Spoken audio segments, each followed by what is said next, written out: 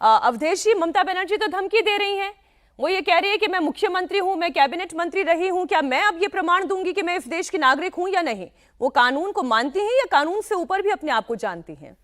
मीनाक्षी, आज दमदार 10 के इस दूसरे संस्करण में मैं आप सबको, दर्शकों को नमस्कार करता हूं। और जो कुछ ममता बनर्जी इस समय कह रही हैं उसके लिए पहला एक शब्द है कि ईश्वर उनको सद्बुद्धि दें। या तो मानसिक रूप से असंतुलित हो गई हैं, या फिर जो उनके कारनामे सामने आए हैं कि उनके यहां से घुसपैठिए निकलकर सीमा पर जा रहे हैं कि मैं आया हूं, बांग्लादेशी हूं, मैं 20 साल से यहां हूं, मैं वोट डाल रहा हूं, मेरे पास सब कुछ है, लेकिन मैं अब उस पार जाना चाहता हूं कि एसआईआर में मेरा नाम कट जाएगा। अब इसमें उनके पास कोई चारा नहीं होता है। और यह उसी की पुनरावृत्ति है। जब भारत में नागरिकता संशोधन कानून आया था तो बड़ा आंदोलन हुआ कि कागज नहीं दिखाएंगे, तो कागज नहीं दिखाएंगे का एक एक्सटेंशन इसको आप कह सकते हैं। हालांकि मेरे पास जो खबर है कि उनका फॉर्म भर दिया गया है। तो फिर वो उकसा क्यों तो यही बात है ना कि वो उकसा, उनको मालूम है कि पीपुल्स रिप्रेजेंटेटिव एक्ट के तहत अगर आपको विधानसभा या लोकसभा का चुनाव लड़ना है, जो धारा 5 है, तो उस प्रदेश में आपका मतदाता सूची में नाम होना चाहिए, आपको भारत का नागरिक होना चाहिए। उनको मालूम है अगर बीएलओ रिपोर्ट करता है कि यह सत्यापन से मना कर रही है तो संदेहास्पद सूची में उनका नाम डाला जा सकता है।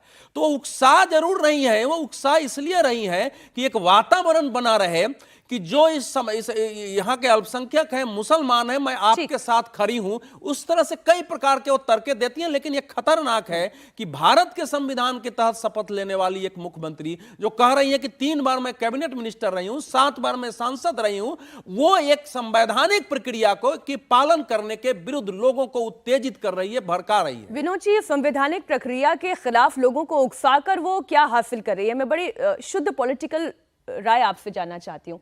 क्या इससे वो वोट अर्जित कर रही हैं? नहीं, वो एक मुद्दा बना रही हैं।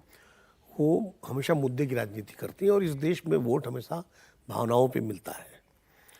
गुजरात में जब नरेंद्र मोदी जी मुख्यमंत्री थे तो वो भी दिल्ली सरकार के खिलाफ 5 करोड़ गुजराती, 6 करोड़ गुजरातियों की बात करते थे, याद करिए उस समय।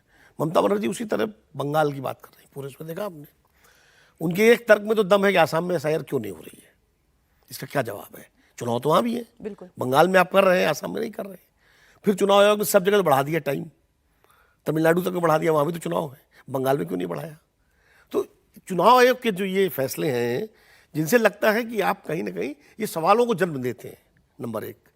दूसरी बात ये, जहाँ तक मेरी जानकारी है, अगर बीएलओ आश्वस्त है कि मीनाक्षी कांडपाल वोटर हैं तो वो भी आपका फॉर्म भर के भेज सकता है।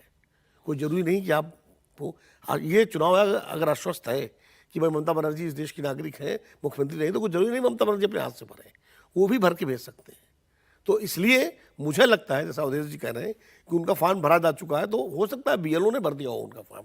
भाई कौन बीएलओ सत्यापित नहीं करेगा? बंगाल में बंगाल के मुख्यमंत्री का नाम उन्होंने अपने हाथ से नहीं भरा। तो ये दीदी का जो आप कह रहे हैं कि ये ऐलाने जंग है केंद्र सरकार के खिलाफ, अब वोट बचेगा या कटेगा? देखो, ऐसा है, नरेंद्र मोदी जब बोलते थे तो गुजरात को भारत का भाग बना के बोलते थे। ठीक। कि 5 करोड़ गुजरातियों, 6 करोड़ गुजरातियों का स्वाभिमान है और भारत के योगदान, विकास में योगदान है। ये जो है, ये खुलेआम एक कम्युनिटी को भड़काना है ये।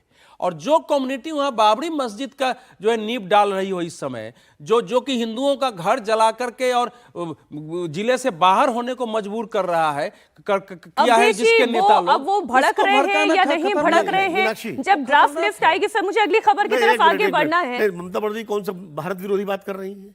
वो गुजरात की बात करते हैं तो बंगाल की बात कर रही है, भारत के अंदर ही बंगाल की बात कर रही है ना। सर, पहली ड्राफ्ट लिस्ट 16 तारीख को आ जाएगी और वो ड्राफ्ट लिस्ट ये बता देगी सर कि कितने लोगों के नाम हैं और कितने लोगों के नाम कट जाएंगे, और उसके बाद फिर से उसे भी रिफ्रेश करने का प्रोसेस जो है वो हमारा लोकतंत्र में देता है।